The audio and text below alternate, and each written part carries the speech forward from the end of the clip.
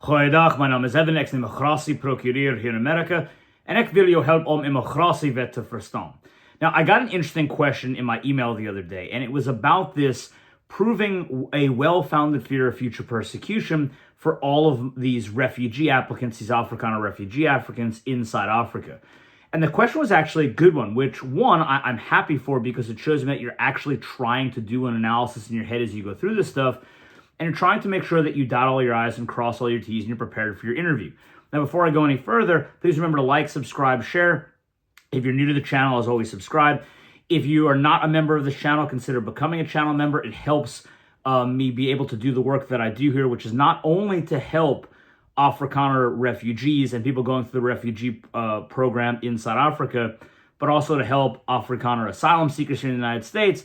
But what I feel is also very important, and this is a direction the channel is going in as well, to educate Americans as to the continued persecution of Afrikaners inside Africa and what's going on there, because many of us here simply don't know. So consider becoming a member if you haven't already. Now, I don't want to say people are overthinking this, but that's a good thing. You should be as prepared as possible for your refugee interviews. But again, remember, you don't have to go so far as, let's say, the asylum seekers here in the States do, who have a much bigger burden. But I did enjoy this question. The question was along the lines of, since you have to articulate this well-founded fear of future persecution, and as I've told you, what the government uses as their guide, as their standard, as their law, is that a refugee is someone who's being persecuted by the government or someone the government is unable or unwilling to control because of an immutable characteristic. Now, in this case, I've said your biggest evidence is to point to Malema, the EFF, the Kill the Boer, because there you not only have the government itself, a party within a major political party with millions of followers and seats in the National Assembly, the Parliament of South Africa for my American viewers, you know, with political power and positions of authority in the government.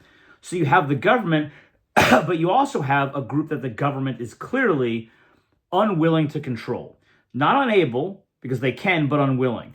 And you saw that with the meeting between Ramaphosa and Trump, and for the most part, the South African courts, willingness to say things such as kill the Boer are not threats.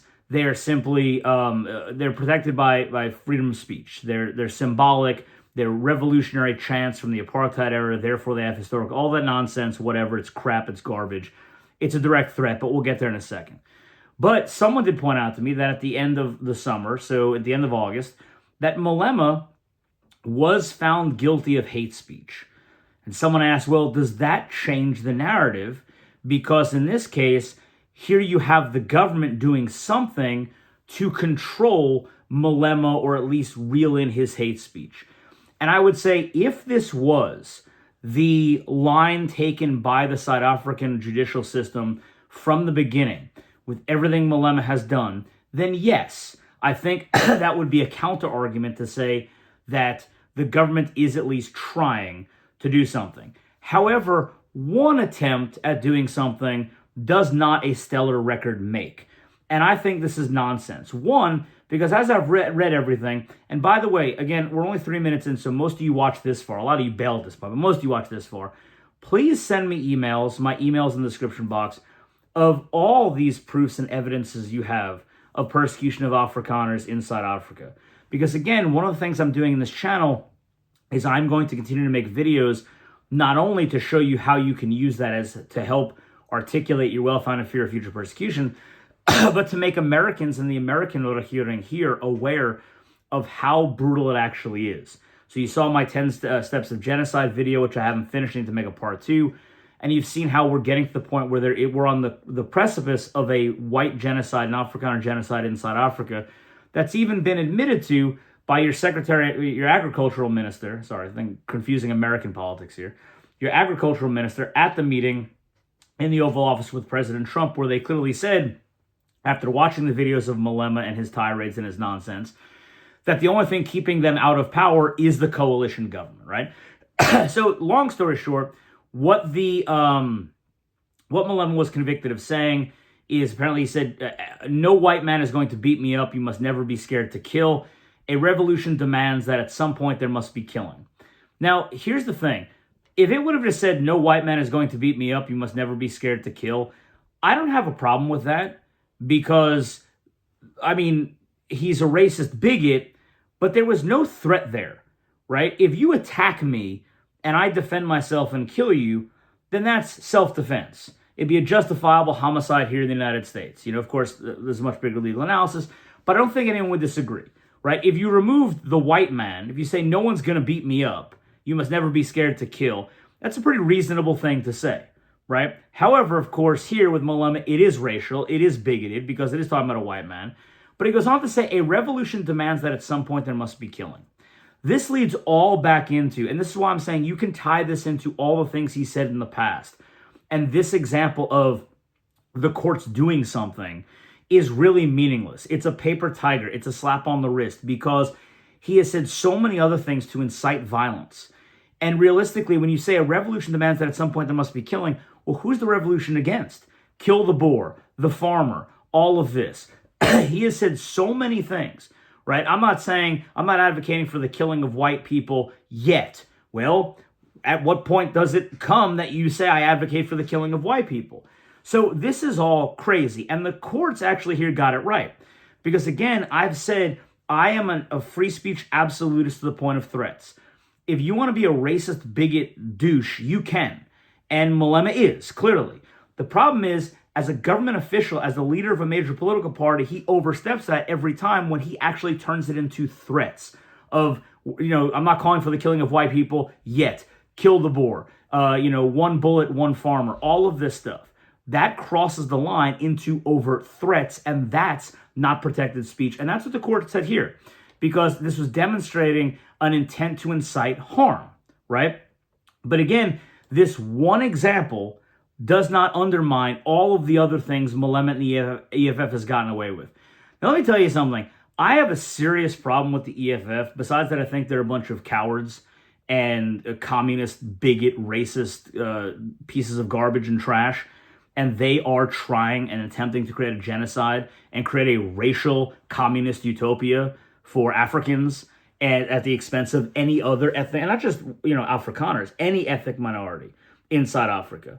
But one of the things the EFF has is absolutely no spine.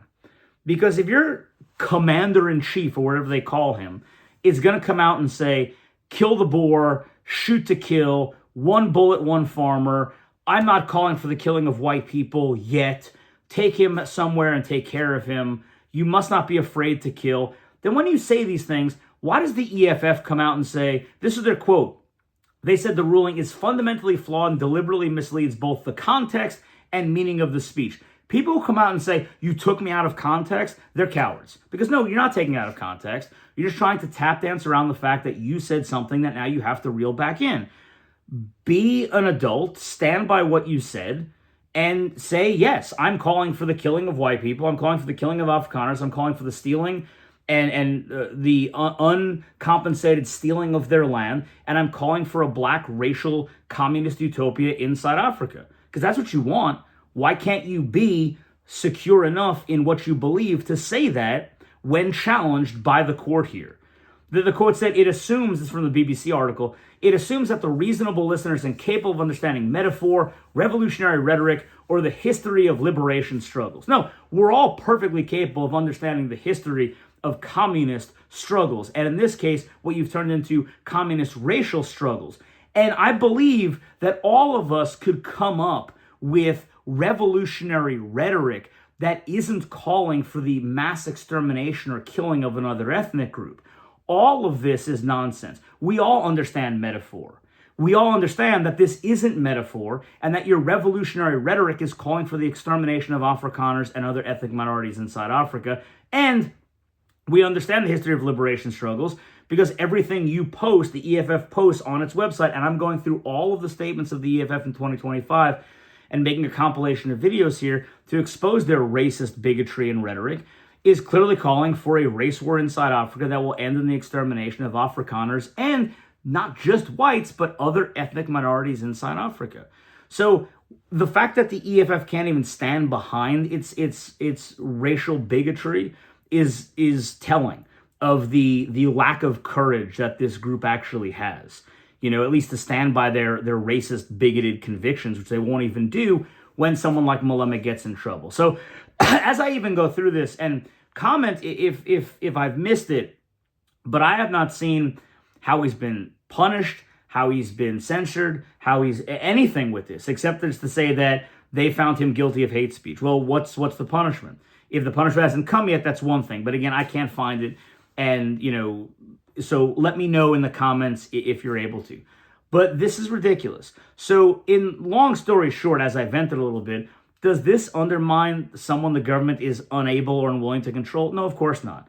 Because one drop in the bucket, I think, even shows, even more supports your point, because it says, look, he said all of these hundreds of things that have incited farm murders and violent killings of Afrikaners and other minorities, and the courts have done nothing up to this point. So doing this one thing, their lack of action so many other times really shows how inept the system inside Africa really is. So as always, remember to like, subscribe, share. The next couple of videos are going to be to expose Malema and the EFF and their calls for race wars and ethnic extermination of whites and other ethnic minorities inside Africa. So stay tuned for that for my American viewers. And as always, remember to like, subscribe, share, and I'll see you in the next video.